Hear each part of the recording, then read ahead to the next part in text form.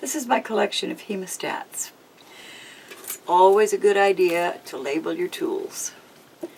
I bought these in a bead shop, and this one's been on there for maybe 10 years. This one for longer, and I have to do the rest of them. I do have a complete set that I travel with that I don't even use in the studio. I just keep them packed. I'll tell you a little bit about these. This is about an 8-inch Kelly. They're serrated in here. They lock easily. They unlock. I think we talked about locking and unlocking them recently. And you can tell I've had these a long time, ever since before I started putting my name on them, and that's been about 10 years. It's still got a purple ribbon on it.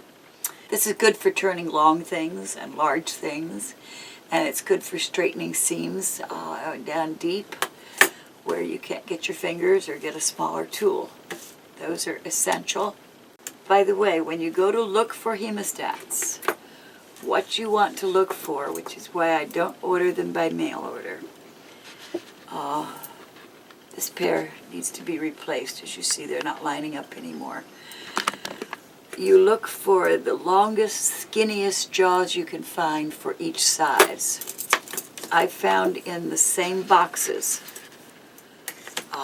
coming from Pakistan. There might be 100 of them in there, and I will find several of them which are much thinner than the others. Because the thinner the jaws are and the longer they are, the tighter the easier it is to get them into really tight places. For instance, I've got a leg stuffed up to the knee, and I realize that my ankle is weak.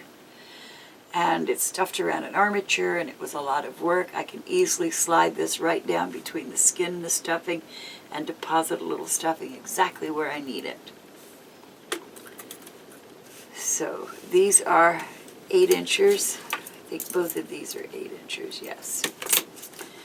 This is about 6 or 7. These little 5.5-inch Kellys are my very favorites. They're the most useful. If you can only afford one pair, go for those. This is a 5-inch.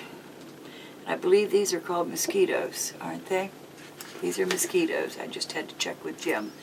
Now these jaws are a little bit sharper on the points here. These are rounder. So you've got to be careful when I'm stuffing with these, and that's when I'm in tight places, usually in the head or the neck or a shoulder where it's very tight. And these are very fine and they'll slip in easily. But I've got to make sure I've got a thumb over top of them on the outside so that I'm not allowing it to press up through the fabric, making a hole. Now these are wonderful, but they're also dangerous because they are so sharp and so fine. They will get into places in, like getting some in the tip of the nose after it's already been stuffed full and you can't get anything else in. These will work, but you've got to be very careful with these because they're extremely sharp, so you've got to watch it. Now these aren't good for much in stuffing because they're too short, and these are kind of thick for something that small. However, they're wonderful for pulling a needle out of a tight place. So these are great for needle pullers, and you might find other uses for them. Watch me make a mermaid. Through the entire length of this video, you'll see me using these hemostats in many, many ways you may not have thought of using it. Almost with every doll I find another use for it.